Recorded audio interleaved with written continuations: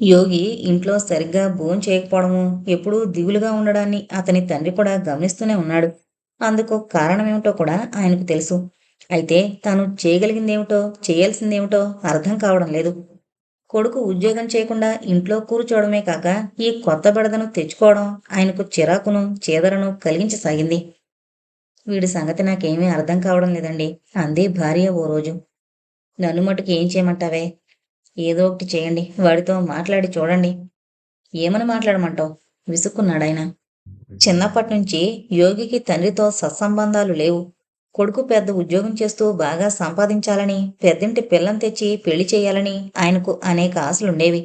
కానీ యోగి మరీ ఆదర్శవాది కావడం, అతను ఉద్యోగాన్ని వదులుకుని ఇంట్లో ఉండడం, పైగా ఈ హైమ వ్యవహారం ఒకటి ఆయన ఆశల్ని కూలగొట్టడమే గాక, కొడుకు ఎందుకు కొరగానివాడన్న అభిప్రాయాన్ని కలిగించాయి.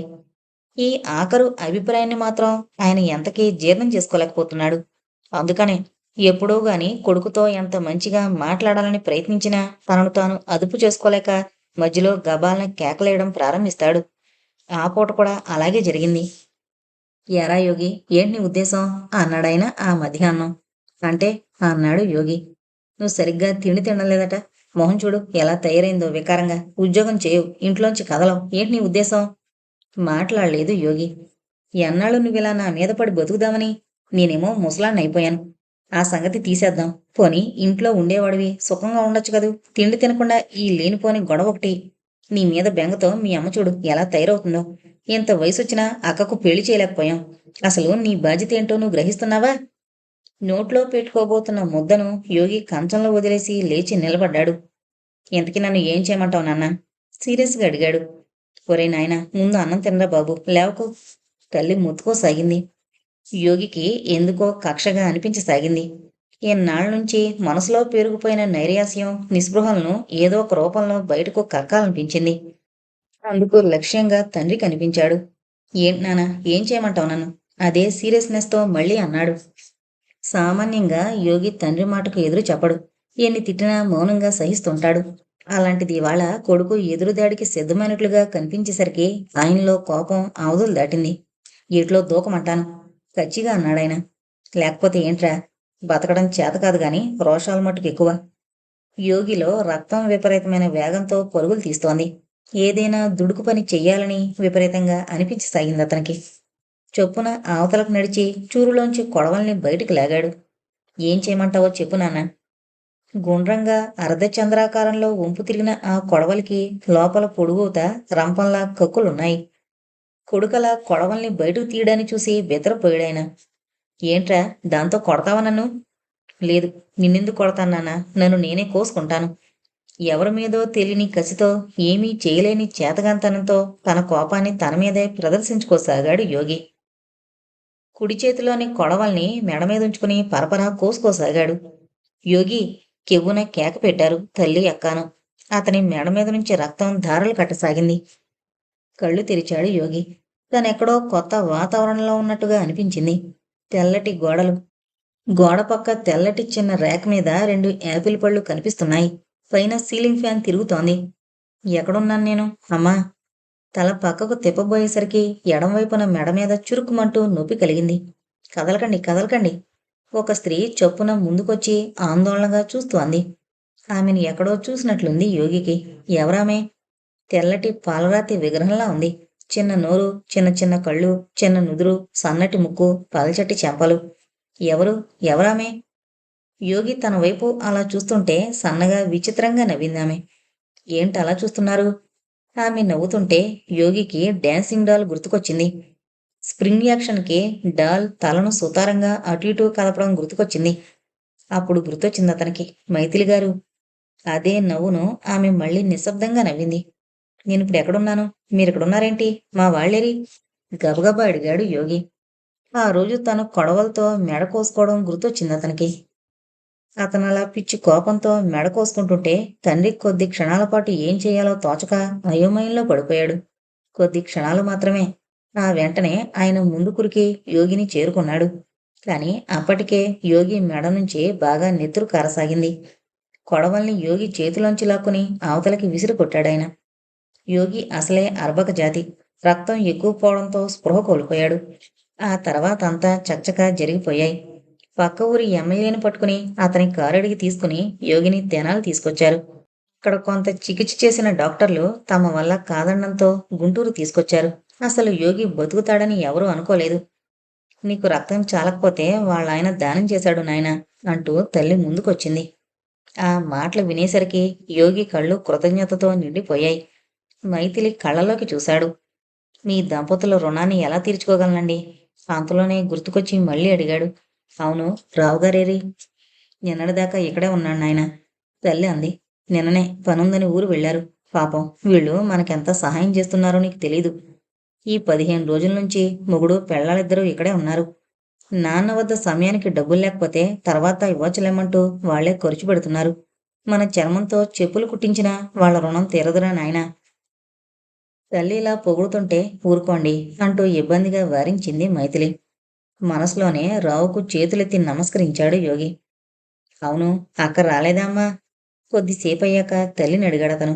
వచ్చింది నాయన, సరుకులు కొనడానికి బజారుకు వెళ్ళింది. దగ్గరలోనే ఒక గదిని అద్దెకు తీసుకుని వంట అది చేసుకుంటూ అక్కడే ఉంటున్నారు యోగి వాళ్ళ కుటుంబం. సాయంత్రం చీకటి పడుతుండగా మైథిలి వెళ్ళొస్తానంటూ వాళ్ళ వద్ద సెలవు తీసుకుంది. మా కోసం మీరిక్కడ ఇంకెన్నాళ్ళుంటారమ్మా? ఆ అబ్బాయి మన లోకంలోకి వచ్చాడుగా, ఇంక మీరు మన ఊరు వెళ్ళండమ్మా అంది యోగి తల్లి ఆమె వెళ్ళబోతుంటే. పర్వాలేదులేండి, ఈయన రేపో ఎల్లుండో వస్తారు, వచ్చాక ఆలోచిస్తాం. మైథిలి వెళ్ళిపోతుంటే పొడుగాటి ఆమె జడ నడుం మీద అటు ఇటు కదులుతుంటే విచిత్రంగా చూస్తూ ఉండిపోయాడు యోగి. కృతజ్ఞతతో నిండిపోయింది అతని మనసు. తనకు వాళ్లకు ఏంటి సంబంధం? తన పట్ల వాళ్ళు ఎందుకంత ఆదరణ చూపిస్తున్నారు? వెళ్ళిపోతున్న ఆమెను వెనక్కి పిలిచి నాకిప్పుడు చాలా సంతోషంగా ఉందండి అని చెప్పాలనిపించింది అతనికి. మర్నాడు యోగి మరో ఆశ్చర్యాన్ని చవిచూశాడు. ఆ మధ్యాహ్నం అతను అక్క విమలతో ఏదో మాట్లాడుతుండగా గుమ్మంలో చొప్పుడైంది. ఎవరా అని చూస్తే వైశాలి. ఆమెకు రెండు వైపులా ఇద్దరు పిల్లలు నిలబడున్నారు. రండి రండి అంటూ విమల లేచి నిలబడింది. అప్పటి వరకు తాను కూర్చున్న స్టూల్ను ఆమె ముందుకు జరిపింది విమల. స్టూల్ను బెడ్కి దగ్గరగా లాక్కుని దాని మీద కూర్చుని యోగి మొహంలోకి చూసింది వైశాలి. ఎలా ఉంది మీకిప్పుడు? పర్వాలేదు, తగ్గిందండి. మెడను కదల్చగలుగుతున్నారా? కదల్చగలుగుతున్నాను గాని కొద్దిగా చురుకు చురుకుమంటోందండి. మెడ చుట్టూ ఉన్న బ్యాండేజీని తడుముకుంటూ అన్నాడు యోగి. ఆమెకు రెండు వైపులా ఆమె ఇద్దరు పిల్లలు చెరో చెయ్యి ఆమె ఒడిలో వేసి యోగి వైపు చూస్తూ నిలబడున్నారు. ఆమె నుదుటి మీద బొట్టు లేదు. గులాబీ రంగు చెంపలు. కాటుకలేని ఆమె కళ్ళు తేటగా అప్పుడే కడిగినట్లు స్వచ్ఛంగా కనిపిస్తున్నాయి. అంకుల్కి ఏమైంది అమ్మా? ఆమెకు కుడివైపు నిలబడిన చిన్నపిల్లవాడు రవి అడిగాడు. అంకుల్కి గాయమైంది బాబు. కొడుకు తల మీద చేయి వేసి అన్నదామె. ఎక్కడా? మెడ మీద. ఎలా అయింది? కొడవలి దెబ్బ తగిలిందమ్మా. ఎలా తెగిందమ్మా? నాన్నగారిని నరికినట్లు అంకుల్ని కూడా ఎవరన్నా నరకబోయారమ్మా? ఎవరూ నరకలేదు బాబు, నేనే నరుకోబోయాను. ఈసారి యోగి సమాధానమిచ్చాడు. ఆ మాట వినగానే అమ్మో అంటూ కళ్ళు రెండు పెద్దవి చేశాడు రవి. మీరే నరుకోబోయారా? ఎందుకు? ఆ ప్రశ్నకు ఏం సమాధానం చెప్పాలో యోగికి అర్థం కాలేదు.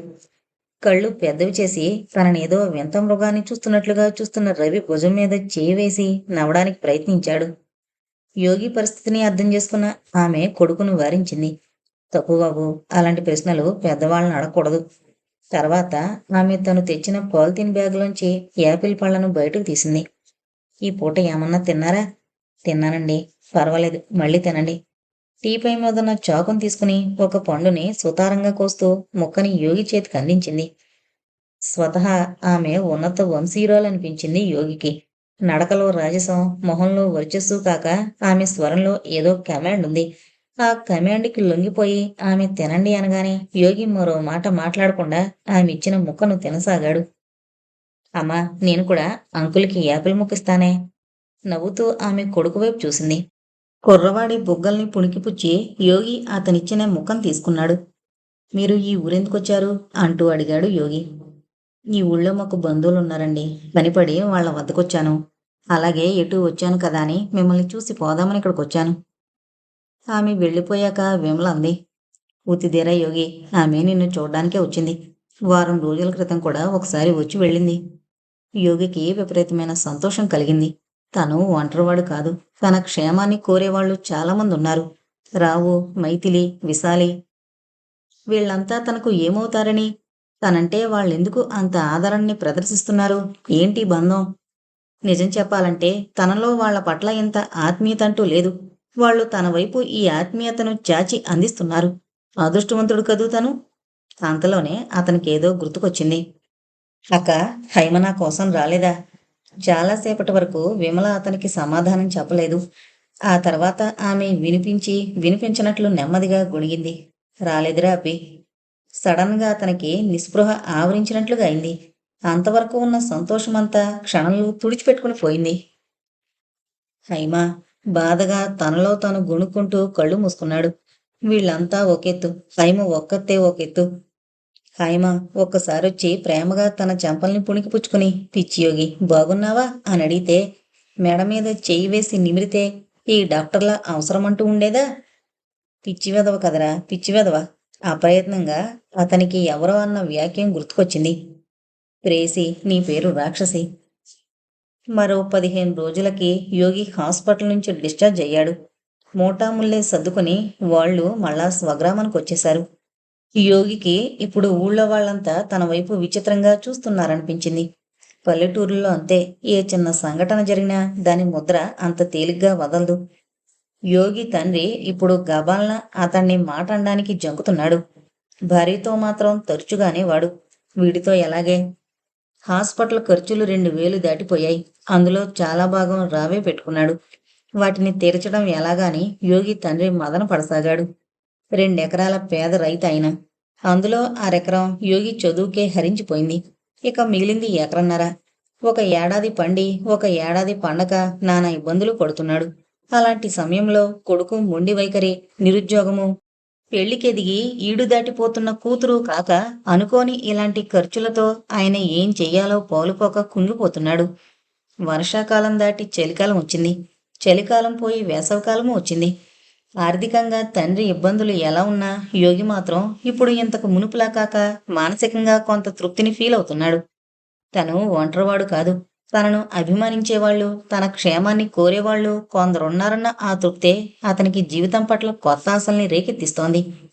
అతనిప్పుడు సుశీల వాళ్ళింటికే కాక ఎప్పుడంటే అప్పుడు రావు, మైథిలుల వద్దకు, ఒక్కోసారి మరీ తోచకపోతే వైశాలి వాళ్ళ ఊరు వెళ్ళొస్తున్నాడు. వైశాలి కొడుకులిద్దరూ, ముఖ్యంగా చిన్న కొడుకు రవికి ఇప్పుడు అతని వద్ద బాగా చనువు ఏర్పడింది. వెళ్ళినప్పుడల్లా వైశాలి బలవంతానో రవి బలవంతానో అక్కడ భోంచేసొస్తున్నాడు. అంతా బాగానే ఉంది. కానీ లోపమల్లా యోగి తన జీవితానికి ఒక లక్ష్యాన్ని ఏర్పరచుకోకపోవడం. అసలు అతనికి అలాంటి ఆలోచనే రావడం లేదు. అది విచిత్రం. గాలికి కొట్టుకుపోతున్న ఆకుల జీవితాన్ని వెళ్ళమారుస్తున్నాడు. జీవితం అంటే అంతేనా? తల్లిదండ్రుల పట్ల, వివాహం కాని అక్క పట్ల అతనికి బాధ్యత లేదా? అవి అతని ఆలోచనలు కావు. అతని తండ్రి మనసులో మెదులుతున్న ఆలోచనలు. ఓ రాత్రి ఆరుబయట ఆకాశం కింద పడుకునున్నాడు యోగి. వెన్నెల పొచ్చు పువ్వులా మెరిసిపోతోంది. కాస్త అవతలగా మంచం మీద విమల పడుకునుంది. పెరటివైపున తల్లిదండ్రులు పడుకునున్నారు. ఉండుండి చల్లటి గాలి వీస్తూ మనసుకు హాయిని గొలుపుతోంది. ఆ వెన్నెల్లో, ఆ చల్ల గాలిలో యోగి మనసు మధురంగా పురివిప్పుకోసాగింది. మాటిమాటికి వైశాలి గుర్తుకు రాసాగింది. ఆ మధ్యాహ్నం అతను ముసలిపాడు వెళ్ళొచ్చాడు. అతను వెళ్ళేసరికి ఆమె ఏదో కొన్ని రాగాలు తీస్తోంది. మీరు పాటలు కూడా పాడతారా? అడిగాడతను. అబ్బే లేదండి, తోచనప్పుడు ఏవో కొన్ని రాగాలు తీస్తుంటాను. మీ గొంతు చాలా సన్నగా చక్కగా ఉందండి. ఏదన్నా ఒక పాట పాడి వినిపించరు? నేను పాడ్డమా? సిగ్గుపడిందామె. ఆమె సిగ్గుపడ్డాన్ని అతను అదే మొదటిసారి చూడ్డం. పిల్లలు బయటికి వెళ్ళినట్టున్నారు. ఇంట్లో ఆమె ఒక్కతే ఉంది. యోగి మరీ బలవంత పెట్టేసరికి ఆమె పాడ్డానికి ఒప్పుకుంది. కానీ ఒక షరతు. ఏంటది? నేను పాడేటప్పుడు మీరు నా మొహం వైపు చూడకూడదు. మీరు కళ్ళు మూసుకుని ఉండండి. నేను పాడుతుంటాను. నా పాట అయిపోయేదాకా మీరు కళ్ళు తెరవకూడదు. నవ్వుతూ సరేనన్నాడు యోగి. అయితే కళ్ళు మూసుకోండిక. కుర్చీలో వెనక్కు వాలి కళ్ళు మూసుకున్నాడు యోగి. అవతల కుర్చీలో కూర్చున్న ఆమె చిన్నగా దగ్గి గొంతు సవరించుకుంది. సన్నగా ఆమె గొంతు వినిపించసాగింది. రజనీగంధ. కోమలంగా ఉన్న ఆమె స్వరం రాగంతో అలా సాగుతూ వినిపిస్తుంటే యోగి ఒకసారి చిన్నగా కళ్ళు తెరిచి చూశాడు. తలను కొద్దిగా వెనక్కొంచి ఆమె తన్మయత్వంగా పైకి చూస్తూ పెదిమల్ని విచిత్రంగా విరుస్తూ పాడుతోంది. యోగికి విచిత్రంగా అనిపించిందా వాతావరణం. ఇంట్లో తామిద్దరే. తన కోసం ఆమె పాడుతోంది. అతనలా అనుకుంటుండగా చటుక్కున ఆమె ఎందుకో అతని వైపు చూసి పాటను ఆపేసింది. మీరు నా వైపు చూస్తున్నారు అంటూ మొహం చేతుల్లో దాచుకుని లోపలికి పరుగు తీసింది. ఆమె అలా సిగ్గుపడ్డం అతనికి గర్వాన్ని కలిగించింది. లోకాన్ని జయించినంత ఆనందం కలిగింది. ఆ దృశ్యాన్ని గుర్తుకు తెచ్చుకుంటూ మననం చేసుకుంటుండగా అతనికి ఎప్పుడో నిద్ర పట్టేసింది. నిద్రలో అతనికి ఒక కల వచ్చింది. ఆ కలలో వైశాలి. ఆమె ఎక్కడో మైదానంలో పరుగు తీస్తుంటే తాను ఆమె వెంటబడుతున్నాడు. చుట్టూ రెల్లు పొదల్లాంటి మెత్తటి కురిచెలు. సరస్సు మీదుగా పరుగు తీస్తున్నారు వాళ్ళు. అకస్మాత్తుగా గాల్లోకి లేచారు వాళ్ళు. ఏదో తేలిపోతున్న భావం, హాయిగా ఉన్న అనుభూతి. అంతలో అతనికి ఎందుకో మెలకు వచ్చింది. ఎక్కడ్నుంచో సన్నని రోదన వినిపిస్తున్నట్లు అనిపించింది. చుట్టూ చూశాడు. అవతల మంచం మీద విమల తప్ప మరెవరూ లేరు. మంచం మీద నుంచి లేచి ఆమె వద్దకు నడిచాడు. అక్క, అక్క! చటుక్కున ఆమె మంచం మీద లేచి కూర్చుంది. ఏంట్రా యోగి, ఏడుస్తున్నావక్క? చచ్చా, నేనా? ఏడవడమేమిటి? కళ్ళు తుడుచుకుంటూ అన్నదామె. ఏడవడం లేదు, ఏం లేదు గాని నువ్వు వెళ్ళి పడుకో. వెళ్ళి పడుకున్నాడన్న మాటే గాని యోగికి ఆమె అబద్ధం చెప్పిందనిపించింది. అక్క అని తాను పిలవగానే ఆమె లేచి కూర్చోవడం, కళ్ళు తుడుచుకోవడం, దాన్ని బట్టి ఆమె మెలకువలోనే ఉందని, మేలుకునే ఏడుస్తోందని అనిపించింది. యోగి మనసు వికలమైంది. అక్క ఎందుకు ఏడుస్తోంది? ఆమె సంగతి అసలు తామెవరన్నా పట్టించుకుంటున్నారా? ఇంకా ఆ రాత్రి అతనికి నిద్ర పట్టలేదు. అక్క, నిజం చెప్పు, రాత్రి నువ్వు ఏడ్చావు కదూ? మర్నాడు మధ్యాహ్నం ఒక్కతే పెరటి వైపున మునగ చెట్టు కింద కూర్చునున్నప్పుడు యోగి అడిగాడు. అతని ప్రశ్నకు నవ్విందామె పేలవంగా. నీకేమైనా పిచ్చి పట్టిందా యోగి? నేను ఏడవడం ఏమిటి? అంది. నిజం చెప్పక్క, నువ్వు ఏడవలేదు. నిద్రలోనూ కాదు, మెలకువలో ఉండి. సూటిగా ఆమె కళ్ళలోకి చూస్తూ అన్నాడు యోగి. అతని కళ్ళలోకి చూడలేక చూపులు వాల్చేసింది విమల. కొద్దిసేపటి తర్వాత ఆమె కళ్ళలోకి నీళ్లుక్కాయి. చటుకున ఆమె తన మొహాన్ని మోకాళ్లలో దాచుకుని ఏడవసాగింది. క్రమంగా ఆమె ఏడుపు విక్కిళ్లలోకి మారింది. యోగికి ఏం చెయ్యాలో తోచలేదు. అక్కలా ఏడవడాన్ని అతను ఏనాడూ చూడలేదు. ఆమె ఎప్పుడూ ప్రశాంతంగా ఉంటుంది. ఎవర్నీ గబాల్న తూలి మాటందు. ఎప్పుడన్నా తండ్రిగాని తల్లిగాని యోగిగాని ఆమె మీద చిరాకు పడినా, కించపడేటట్లు మాటన్నా నవ్వుతూ తోసిపారేయడానికి చూస్తుంది తప్ప తనకు తాను పరుషంగా మాటందు. అలాంటి విమల ఏడుస్తోంది. అసలు యోగికి ఎవరన్నా ఏడుస్తుంటే చూడ్డం మహా బాధాకరంగా ఉంటుంది. ఆఖరికి చిన్నపిల్లలు ఏడుస్తున్నప్పుడు కూడా అతనికి గుండెల్లో దేవుతున్నట్లు అనిపిస్తుంది. ఇక పెద్దవాళ్ళు ఏడుస్తుంటే మరీ. అక్క, ఎందుకక్క ఏడుస్తున్నావు? అడిగాడు. అతని మాటలు విననట్లుగా విమల మోకాళ్లలో తలదురుచి వెక్కుతూ కూర్చుంది. తర్వాత గబాల్న తల పైకెత్తి నీళ్లు నిండిన కళ్ళతో అతని వైపు సూటిగా చూసింది. యోగి, నా సంగతి ఎవరన్నా పట్టించుకుంటున్నారా? బిత్తరపోయాడు యోగి ఆమె అలా అడిగేసరికి. పట్టించుకోవడం ఏంటక్క? ఏమైంది ఇప్పుడు? పట్టించుకోవడం ఏంటా? ఇంకొంచెం సేపు అతని వైపు అలాగే చూసిందామె. తర్వాత విచిత్రంగా తల విదిలించింది. భలే ప్రశ్న అడిగావరా తమ్ముడు, ఆమె అంది. సరేగాని నా వయసు ఎంతో తెలుసా నీకు? 26 నుండి 27లోకొచ్చాను. నాకెంతవరకు పెళ్లి కాలేదు. నా పెళ్లి సంగతి ఎవరూ పట్టించుకోవడం లేదు. నాన్నగాని అమ్మగాని ఎప్పుడన్నా దానికి పెళ్లి కాలేదు అని మీరు ఓదార్పు మాటలు చెప్పుకుంటారు తప్ప నా పెళ్లి ప్రయత్నాలంటూ ఎప్పుడన్నా ఎవరన్నా చేశారా? ఎంతసేపు నువ్వు నీ ప్రేమ గురించి, నీ స్నేహితుల గురించి, నీ సరదాల గురించి ఆలోచిస్తావు తప్ప ఒక్కనాడు విమలక్కకు పెళ్లి కాలేదు, పాపం ఏం బాధపడుతుందో ఏంటోనని ఆలోచించావా? బాధపడ్డావా? నాన్న మట్టుకు నాన్న. ఎంతసేపు నువ్వు అప్రయోజకుడివైపోతున్నావని, నీ భవిష్యత్తు ఎలాగాని, నీకు రావలసిన కట్నం రాదేమోనని హైరాణ పడతాడు తప్ప నీకంటే ముందు పుట్టిన కూతురు చెట్టంత ఎదుగుందని, దానికి పెళ్లి కాలేదని, దానికి కోరికలుంటాయని, దానికి పెళ్లి చేయాలని ఆలోచించాడా? అలా మాట్లాడుతున్న విమల వైపు ఆశ్చర్యంగా చూస్తూ కూర్చున్నాడు యోగి. ఏనాడు ఆమె తన గురించి ఈ రకంగా మాట్లాడలేదు. ఎంతసేపు గొడ్డులా ఇంటి చాకరీ అంతా చేయడం తండ్రికి కోపమొస్తుందో, తమ్ముడికి బాధ కలుగుతుందో అని ఆదుర్దా పడ్డం తప్ప, ఇదిగో నాన్న, ఇంట్లో నేనున్నాను, నా సంగతి పట్టించుకోండి అంటూ తన ఉనికిని ప్రదర్శించడానికి ప్రయత్నించలేదు. అంతా ఆమె ఉనికిని యథాలాపంగా తీసుకున్నారు. ఆమెను ఇంటి నౌకరుగానో, పెంపుడు జంతువుగానో ట్రీట్ చేశారు తప్ప, ఆమెకో మనసు ఉంటుందని, ఆ మనసుకు కొన్ని కోరికలుంటాయని ఎవరూ ఆలోచించిన పాపాన పోలేదు. యోగికి అదే ఆశ్చర్యంగా అనిపించింది. ఇంతకాలము తనకు కూడా ఒక్కసారన్నా తట్టలేదు. ఎంత దుర్మార్గమిది! అయినా అతనన్నాడు, అలా అనకక్క. నాన్న పరిస్థితి నీకు తెలుసు కదా! కట్నం ఇవ్వలేక తప్ప నీ మీద ప్రేమ లేక కాదు. శభాష్ తమ్ముడు శభాష్! వ్యంగ్యంగా అంది విమల. ఆమెకిప్పుడు యోగి తన స్వంత తమ్ముళ్లా కాక పరాయి మనిషిలా కనిపించాడు. అతని వైపు కొత్తగా చూస్తూ అంది. నాన్న ప్రతి పనిని విమర్శించే నువ్వు అక్క పెళ్లి వద్దకొచ్చేసరికి మాత్రం ఆయనను సమర్థిస్తున్నావు కదూ. భలే వాడివిరా యోగి. మొత్తానికి నువ్వు మగజాతివాణ్ణి అనిపించుకున్నావు. ఆమె అలా అనేసరికి యోగికెందుకో భయం వేసింది. తన వైపు చూస్తున్న ఆమె చూపులు ఇంతకు మునుపులా ప్రేమగా, దయగా కాకుండా విచిత్రంగా, కొత్తగా కనిపిస్తున్నాయి.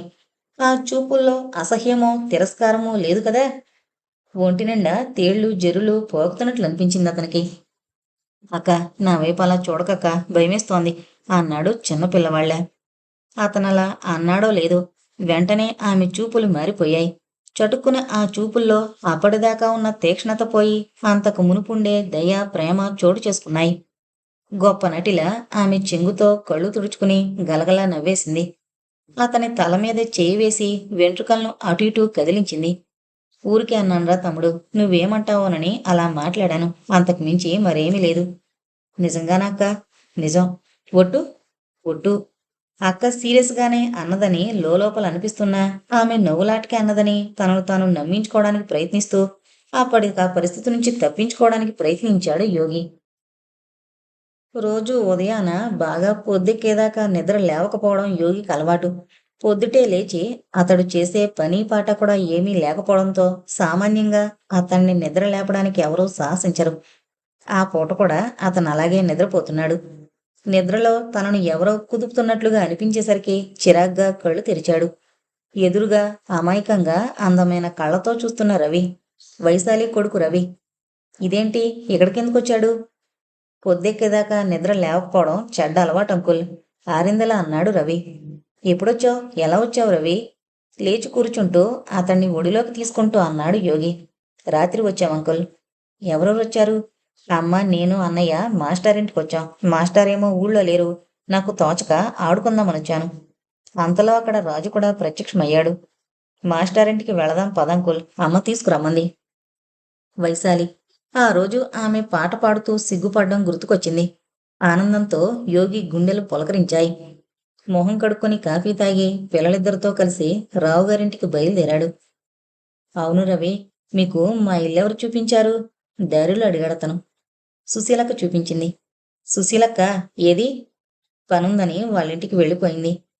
ఈ మధ్య తను స్వరాజ్యమక్కయ్య వాళ్ళింటికి వెళ్ళడం లేదని గుర్తుకొచ్చింది అతనికి. సుశీలకు అందుకే తన మీద కోపంగా ఉందని అర్థమైంది.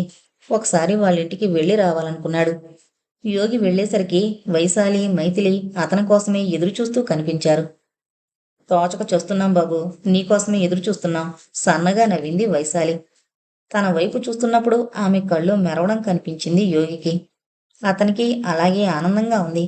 ప్లేట్లో పూరీలు తీసుకొచ్చి అతని ముందుంచింది మైథిలి. ఇప్పుడెందుకండి అంటూ మొహమాట పడబోయాడు యోగి. భలేవారే, ఈ పూట భోజనం కూడా మీకిక్కడే. ఈయనెటూ ఇంట్లో లేరు, మాకు కంపెనీ ఇవ్వరా? మాస్టర్ ఎక్కడికి వెళ్ళారు? ఏదో పనుందని విజయవాడ వెళ్ళారు. సాయంత్రానికి వచ్చేయచ్చు. జీడిపప్పు వేసి బంగాళదుంప కుర్మా చేసింది మైథిలి.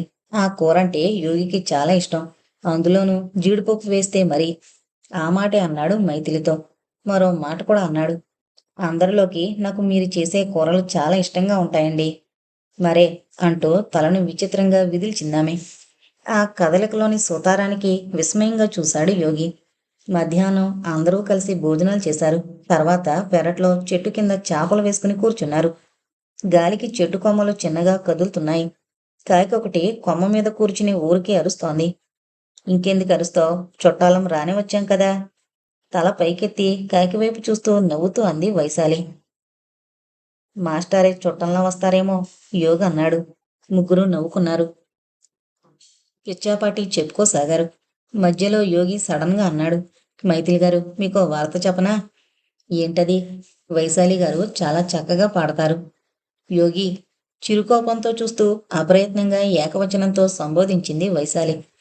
ఆ వెంటనే ఆమె మైథిలి వైపు తిరిగింది. ఆయన మాటలకేమీ నమ్మకండి. నన్ను వెక్కిరించాలని చూస్తున్నారు. అనుకోకుండానే అయినా ఆమె తననలా ఏకవచనంతో సంబోధించడం యోగికి సంతోషాన్ని కలిగించింది. ఎందుకో అతనికి హైమ గుర్తుకొచ్చి అంతలోనే ఆ మొహం అతని మనసులోంచి ఫేడౌట్ అయిపోయింది. నిజం మైథిలి గారు చాలా చక్కగా పాడతారు. ప్రయత్నించాలే గాని ఆమె సినిమాల్లో కూడా రాణిస్తారు. అవును మరి. చిలిపిగాను, ఎద్దేవగాను అంది వైశాలి. బాబూ, సినిమాల్లో నేను బాగా పనికొస్తాను గాని తమరు సిఫారసు చేసి పెడతారా? ఆమె అలా అనగానే మైథిలి మొహంలో ఎందుకో మార్పొచ్చింది. అంతవరకు ఉల్లాసంగా ఉన్న ఆమె కాస్త సీరియస్‌గా అయిపోయింది. దయచేసి మనం సినిమాల సంగతి మాట్లాడకుండా ఉంటే బాగుంటుంది అనేసి ఆమె లేచి లోపలికి వెళ్ళింది. వైశాలి, యోగి మొహామొహాలు చూసుకున్నారు. ఏంటి, ఆమెకు కోపమొచ్చినట్లుంది అన్నాడు యోగి. నాకు అదే అర్థం కావడం లేదు. ఆమె తిరిగొచ్చేసరికి ఆలస్యమైంది. వస్తూ వస్తూ ఆమె ట్రేలో కాఫీ కప్పుల్ని తీసుకునొచ్చింది. కొద్దిసేపటిదాకా వాతావరణం సీరియస్‌గా ఉండడాన్ని గమనించింది. క్షమించాలి, మీ మూడ్సు చెడగొట్టినట్లున్నాను. అదేమీ కాదుగాని అండి, వైశాలి అంది. సినిమాల పేరెత్తగానే మీరెందుకలా మారిపోయారు? కాఫీ తాగడం పూర్తయ్యేదాకా మైథిలి ఏమీ సమాధానం చెప్పలేదు. పరధ్యానంగా వేరే దిక్కుకు చూస్తూ కాఫీని సిప్ చేసింది. తర్వాత కప్పును కింద పెడుతూ అన్నదామె. ఒకప్పుడు నేను సినిమాల్లో వేషాలు వేయాలని మద్రాసు వెళ్ళాను. ఆ జ్ఞాపకాలు కదిలాయి. ఏంటి, సినిమాల్లో వేషాల కోసం మద్రాసు వెళ్ళారా? భలే ఉందే! చిన్నపిల్లాళ్ళ విచిత్రంగా చూస్తూ అన్నాడు యోగి. ఆ సంగతులు చెప్పరు, వైశాలి అంది. నా గురించి మీ అభిప్రాయం మారుతుందేమో. అలాంటిదేమీ ఉండదు. ఇద్దరూ ముక్తకంఠంతో అన్నారు. మైథిలి చెప్పడం మొదలుపెట్టింది. తల్లిదండ్రులకు నలుగురు పిల్లల తర్వాత పుట్టింది మైథిలి. మొదట్నుంచి బాగా గారాబంగా పెరిగింది. ఇంట్లో ఆమె ఏదన్నా అవునంటే అవును, కాదంటే కాదు. అంత గారాబం ఉండడంతో సహజంగానే పెంకితనం అలవడింది. తన గురించి తను లేనిపోని ఊహించుకోవడం మొదలుపెట్టింది. స్వతహా అందం, ఆరోగ్యం ఉన్న పిల్ల కావడంతో 14 ఏళ్లకే 18 ఏళ్ల పిల్లగా రూపుదిద్దుకుంది. అందరూ ఆమెను సినిమా స్టార్ అవుతుందని, ఇందిరాగాంధీయో, మార్గరెట్ థాచరో అవుతుందని ఒప్పేసేవాళ్ళు. విని విని ఆమె కూడా తాను గొప్ప వ్యక్తో, పెద్ద సినిమా స్టారో అవుతుందని, తన జీవితం ఉజ్వలంగా వెలిగిపోతుందని కలలు గనడం సాగించింది. వాళ్ళు ఉండేది వైజాగ్‌లో. వాళ్ళ ఇంటి పక్కనే బెనర్జీ అని ఒక యువకుడుండేవాడు. అతని గదిలో సినిమా పుస్తకాలు, ఇంగ్లీష్‌వి, తెలుగువి అనేక ఉండేవి. 14 ఏళ్ల మైథిలి ఆ పుస్తకాల పట్ల వ్యామోహంతో వాటిని చదవడం కోసం, అడిగి తెచ్చుకోవడం కోసం అతని గదికి తరచూ వెళ్ళొస్తుండేది. ఆమె వెళ్ళినప్పుడల్లా బెనర్జీ ఆమె అందాన్ని, ఆమె పర్సనాలిటీని తెగ పొగుడుతూ నువ్వు సినిమాల్లోకి పనికొస్తావంటూ ఒబ్బేసేవాడు. అలా 2 ఏళ్లు గడిచాయి. ఒకరోజు అతని పొగడతలకు విసిగిపోయి ఆమంది. నేను సినిమాలకు పనికొస్తానంటూ రోజూ ఊదర కొడతావు కానీ, ఏది ఇంతవరకు ఒక్క ప్రొడ్యూసర్ కూడా నన్ను చూడ్డానికి రాలేదు. నువ్వీ మూల ఈ ఊళ్ళో ఈ ఇంట్లో కూర్చునుంటే వస్తారనుకుంటున్నావా? మనం వెళ్ళి ప్రయత్నించాలి అన్నాడతను. అయితే వెళ్ళి ప్రయత్నిద్దామా? ఆ మాట కోసమే ఎదురు చూస్తున్నట్టుగా అతను ఎగిరి గంతేశాడు. నువ్వొస్తానంటే నేను సిద్ధమే అన్నాడు. ఆ రాత్రి ఆమె తల్లిదండ్రులకు తెలియకుండా అక్కలవి, తల్లివి నగలన్నీ మూటగట్టుకుని రహస్యంగా అతనితో మద్రాసు వచ్చేసింది. మద్రాసులో ఆమె ఈ ప్రొడ్యూసర్ని, ఆ ప్రొడ్యూసర్ని, ఈ డైరెక్టర్ని, ఆ డైరెక్టర్ని కలుసుకుంది గాని ఏమాత్రం ఫలితం దక్కలేదు. అంతా ఆమె అందాన్ని పొగిడేవాళ్ళు. నువ్వు స్టార్‌గా తప్పక పైకొస్తావు అనేవాళ్ళు. రేపురా, మాపురా అనేవాళ్ళు. కానీ వేషం మట్టుకు ఒక్కళ్ళు ఇచ్చేవాళ్ళు కాదు. ఎవరన్నా చిన్న వేషాలు ఇవ్వబోయినా ఆమె తిరస్కరించేది. కనీసం తనకు సైడ్ హీరోయిన్ వేషమన్నా కావాలనేది. 2 ఏళ్లు గడిచాయి. ఈలోగా ఆమె తెచ్చిన నగలు కాస్త కరిగిపోయాయి. బెనర్జీ ఒక లోఫర్‌లా, డాఫర్‌లా, తార్పుడుగాడుగా రుజువయ్యాడు. ఒకరోజతను ఆమెకు చెప్పా చేయకుండా ఆమె దాచుకున్న కొద్దిపాటి డబ్బును దొంగిలించి ఎటో ఉడాయించాడు. దిక్కుతోచలేదామెకు. అలాంటి పరిస్థితుల్లో అర్చన ఆమెను కలుసుకుంది. అర్చన కూడా ఆమెలాగే 6 ఏళ్ల క్రితం సినిమాల్లో వేషాల కోసం మద్రాసొచ్చింది. త్వరలోనే ఆమె వాస్తవాన్ని గ్రహించి అక్కడ్నుంచి తిరిగి ఇంటికి వెళ్ళే ధైర్యం లేక ఒళ్ళమ్ముకుంటూ బతుకుతోంది. దిక్కుతోచని పరిస్థితుల్లో ఉన్న మైథిలికి ఆమె తన మార్గాన్ని చూపింది. తప్పనిసరి పరిస్థితుల్లో మైథిలి తను కూడా అదే మార్గంలోకి మళ్ళింది. ఏ దర్శకుడికో, నిర్మాతకో లేక వాళ్ళ కోసం వచ్చే మిత్రులకో ఆడ అవసరం కలిగినప్పుడు తంబి అనే బ్రోకర్కు కబురు చేస్తారు. ఆ తంబిగాడు తన ఇలాకాలో తన లిస్టులో ఉన్న అర్చననో, మైథిలినో లేక మరో మార్గరెట్‌నో వాళ్ళ వద్దకు పంపిస్తాడు. ఫలితంగా అతనికి కొంత కమిషన్ ముడుతుంది. మరి రోడ్డు పక్క బతకడం కంటే ఇది బాగానే ఉందని సరిపెట్టుకుంటూ మైథిలి ఆ బతుకు అలవాటు పడింది. ఏంటి మీరు చెబుతుందంతా నిజమే? మధ్యలో కలగజేసుకుంటూ అంది వైశాలి. అంతా ఉత్తదే. ఆమె జోక్ కోసం చెబుతోంది ఇదంతా అన్నాడు యోగి. కొద్ది క్షణాల సేపు వాళ్ళిద్దరి వైపు సీరియస్‌గా చూసింది మైథిలి. తర్వాత అన్నదామె. నిజం వైశాలి. నిజం యోగి గారు. ఇదంతా జరిగిందే చెప్తున్నాను.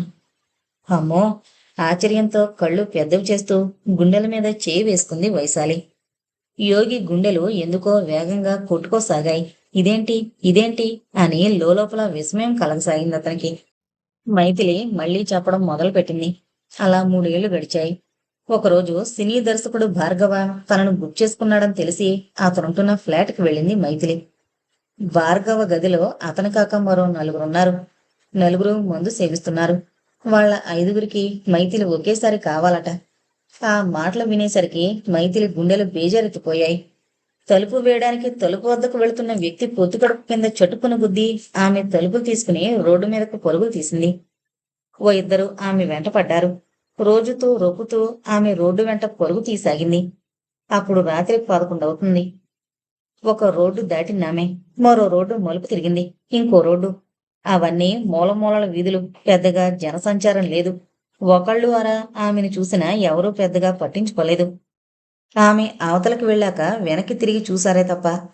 కుచ్చిళ్ళు జారిపోతుంటే ఆమె చీరను పొట్టవద్ద గుప్పిట్లో బిగించి పట్టుకుని పరిగెత్తుతోంది. చెమట్లు కక్కుతుంది ఆమె శరీరం. గుండెలు ఎక్కడ ఆగిపోతాయో అన్నట్లుంది. వెనక వాళ్ళు తనను అనుసరిస్తున్నారా లేదా అన్నది కూడా పట్టించుకోకుండా ఆమె పరుగు తీస్తోంది.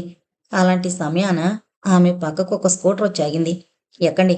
స్కూటర్ మీద రావు. అతనేదో పని మీద మద్రాసు వచ్చాడు. ఒక మిత్రుణ్ణి కలుసుకుని అతని స్కూటర్ తీసుకుని పని మీద వెళుతూ ఆమెను చూశాడు. చెప్పడం ఆపి నిట్టూర్చింది మైథిలి. ఈయనతో నా జీవితం గురించి అంతా చెప్పాను. నాతో వచ్చేస్తావా అని అడిగారు. ఉంచుకుంటారా నన్ను అన్నాను. పెళ్లి చేసుకుంటాను అన్నాడాయన మొదట. నమ్మశక్యం కాలేదు నాకు. పెళ్ళొద్దు ఉంచుకోండి చాలు అన్నాను. పెళ్ళనే మాట పట్ల నాకు నమ్మకం లేకపోయినా సమాజం కోసం, సమాజంలో నీ స్థానం పదిలంగా పరువుగా ఉండడం కోసం చేసుకుంటాను అన్నారాయన. అంతకంటే నాకు మట్టుకు కావాల్సిందేముంది? కొంచెం సేపు అక్కడి వాతావరణంలో నిశ్శబ్దం ఆవరించింది. కట్టెల్లా కూర్చుండిపోయి గుడ్లప్పగించి ఆమె వైపు నిశ్శబ్దంగా చూడసాగారు వైశాలి యోగీను. ఇదంతా ఎందుకు చెప్పానంటే నిశ్శబ్దాన్ని భంగపరుస్తూ మళ్ళీ అంది మైథిలి. సినిమా గురించి మాటొచ్చేసరికి బాగా తెలిసిన ఏ నిర్మాతో, దర్శకుడో, రచయిత ఉంటే తప్ప ఏ ఆడది గుడ్డిగా ఆ మాయాబజార్లోకి అడుగు పెట్టకూడదు. అసలామె తన గతం గురించి, అది మురికితో కూడుకున్న గతం గురించి చెప్పడమే విచిత్రం అనిపించింది యోగికి. ఏ స్త్రీ అయినా అలా చెప్పగలదా? దానిని ఆమె నిర్భీతిగా అనుకోవాలా? నిజాయితీ కింద తీసుకోవాలా? చెట్టు నీడ కొద్దిగా పక్కకి జరగడంతో ఇప్పుడు వైశాలి మీద ఎండ పడసాగింది. మైథిలి అది చూసి లోపలికి పోదాం పదండి అంది లేచి నిలబడుతూ. చాపల చుట్టి వాళ్ళు లోపలకు నడుస్తుండగా గుమ్మంలో రావు కనిపించాడు. ఎప్పుడొచ్చారు? ఇప్పుడే. మైథిలి గబగబా గ్లాసుతో చల్లటి నీళ్లు తీసుకొచ్చి అతని చేతికి అందించింది. యోగికి ఆ దృశ్యం చూడముచ్చటగా అనిపించింది.